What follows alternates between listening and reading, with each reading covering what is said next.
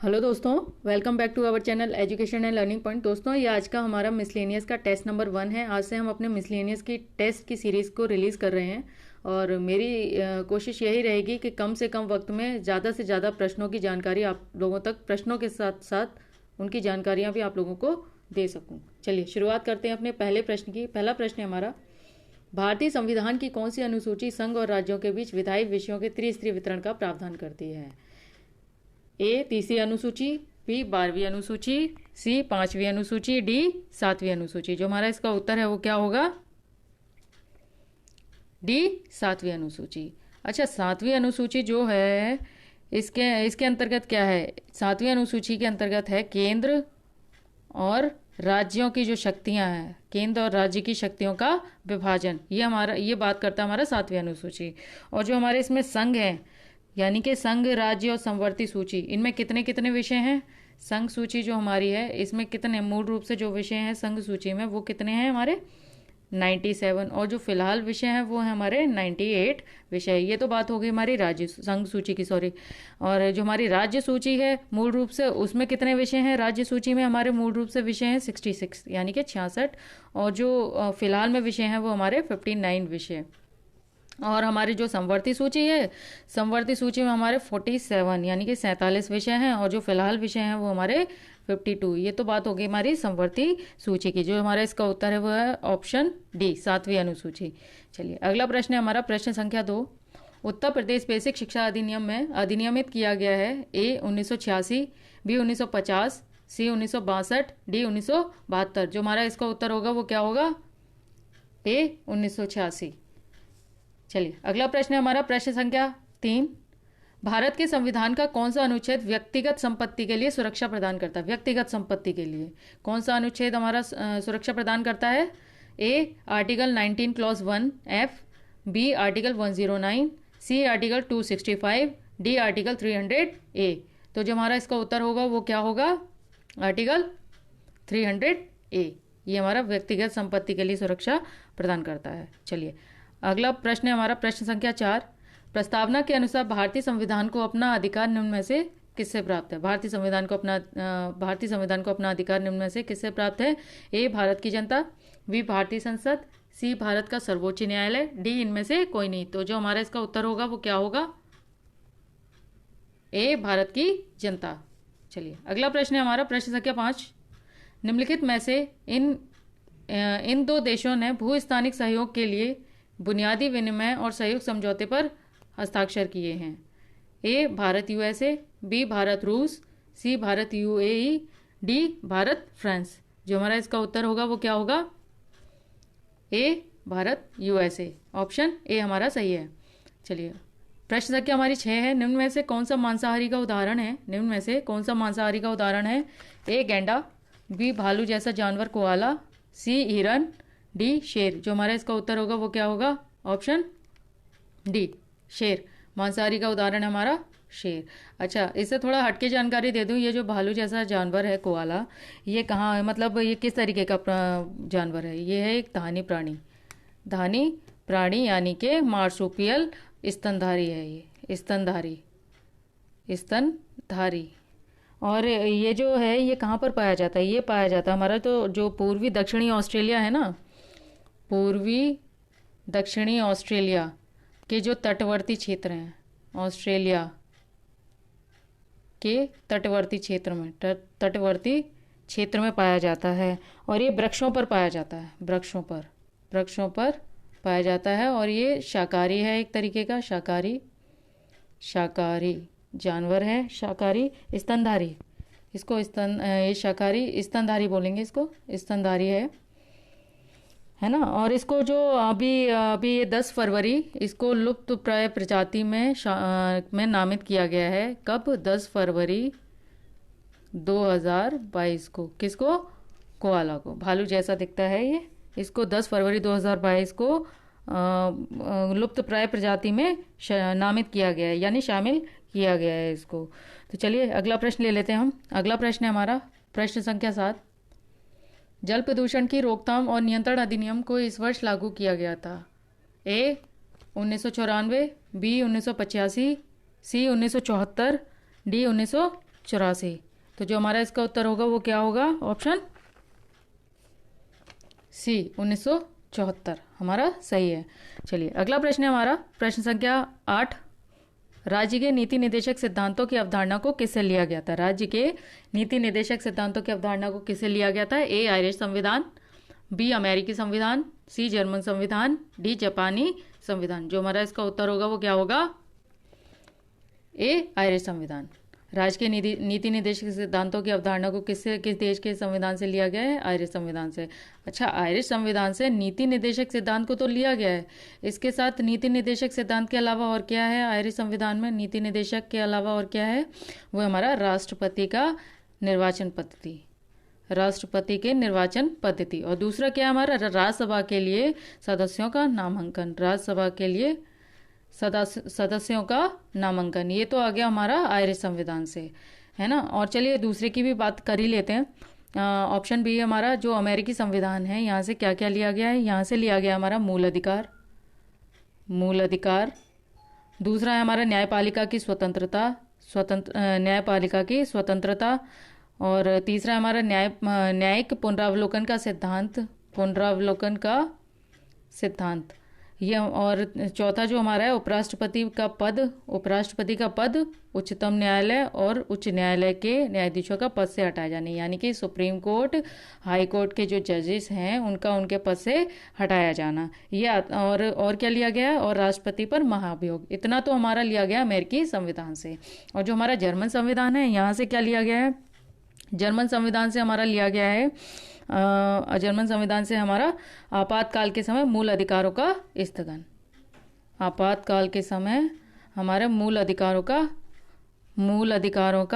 स्थगन, मूल अधिकारों का स्थगन। ये तो हमारा हो गया जर्मन संविधान से। अच्छा, आपातकाल के समय जो दौरान अनुच्छेद कौन से ऐसे हैं जिनका स्थगन हो जाता है, मतलब स्थगन नहीं होता है?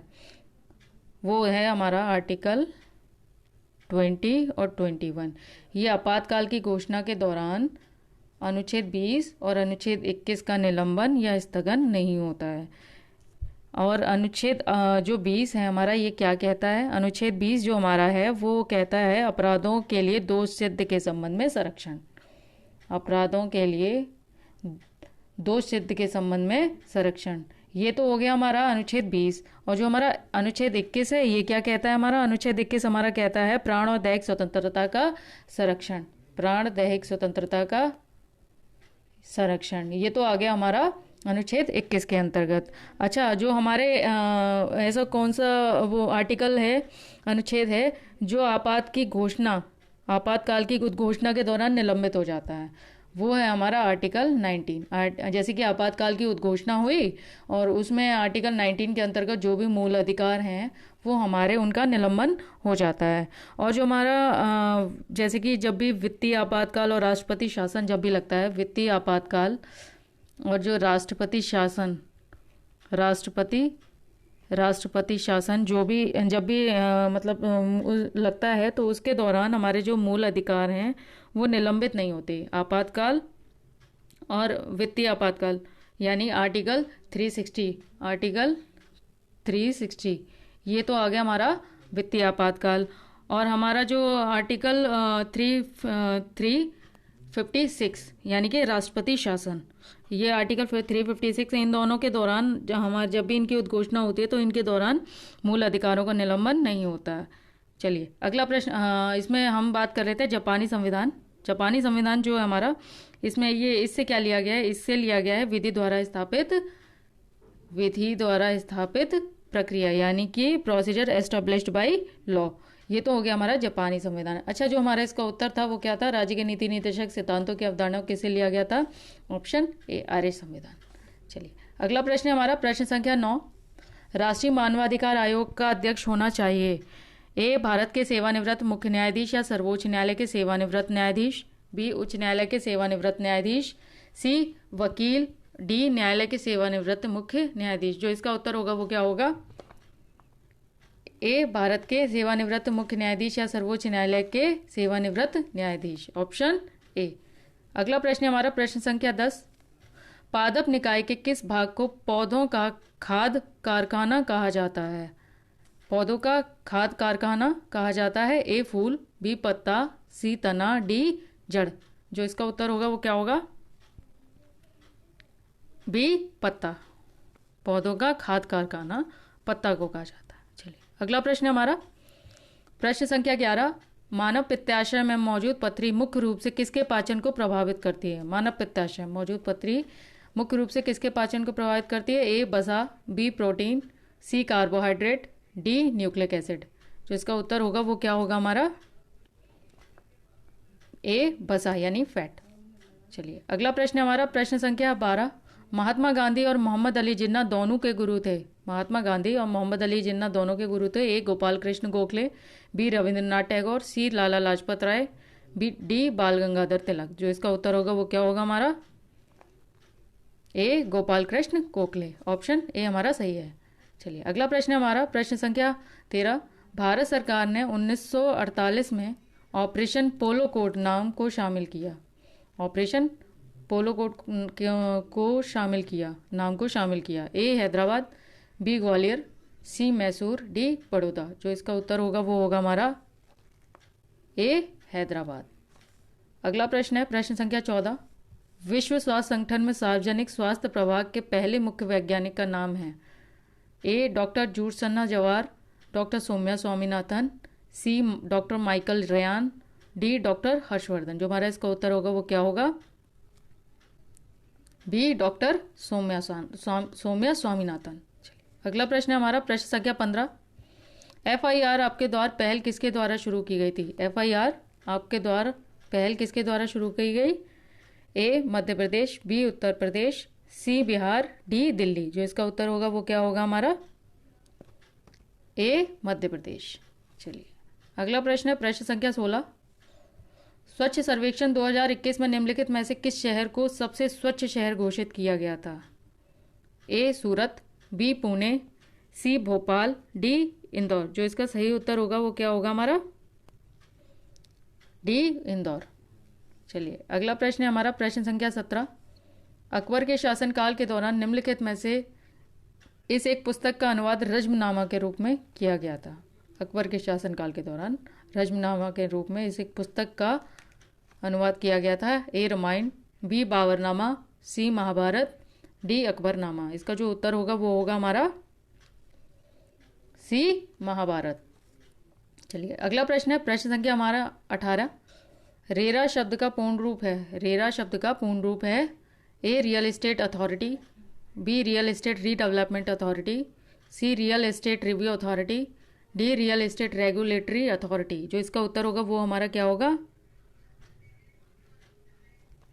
Option D real estate regulatory authority. ये रेरा शब्द का पूर्ण रूप है। अगला प्रश्न है हमारा प्रश्न संख्या 19। संघ लोक सेवा आयोग के अध्यक्ष और अन्य सदस्यों की सेवा की शर्तें कौन निर्धारित करता है? ए भारत की संसद, बी उच्च न्यायालय के मुख्य न्यायाधीश, सी भारत के प्रधानमंत्री, डी भारत के राष्ट्रपति। जो हमारा इसका उत्तर होगा वो क्या होगा? डी भारत के राष्ट्रपति। संघ लोक सेवा आयोग के अध्यक्ष और अन्य सदस्यों की सेवा की शर्तें कौन निर्धारित करता है? डी भारत के राष्ट्रपति। चलिए दोस्तों ये आज का हमारा अंतिम प्रश्न होगा प्रश्न संख्या 20। 1930 में डिप्रेस क्लासेस एसोसिएशन की स्थापना किसने की? डिप्रेस क्लासेस एसोसिएशन की स्थापना किसने की 1930 में? ए MR जयकर, बी ज्योतिबा फूले, सी डॉक्टर BR अम्बेडकर और डी महात्मा गांधी। जो हमारा इसका उत्तर होगा वो क्या होगा? सी BR अम्बेडकर। 1930 में डिप्रेस क्लासेस एसोसिएशन की स्थापना किसने की? BR अम्बेडकर ने। दोस्तों आज के जो प्रश्न हैं उनकी संख्या यहीं पर समाप्त होती है। मिलते हैं हम अगली श्रृंखला में। तब तक के लिए आप हमें टेलीग्राम, इंस्टाग्राम, फेसबुक और यूट्यूब पर फॉलो कर सकते हैं। तब तक के लिए नमस्कार।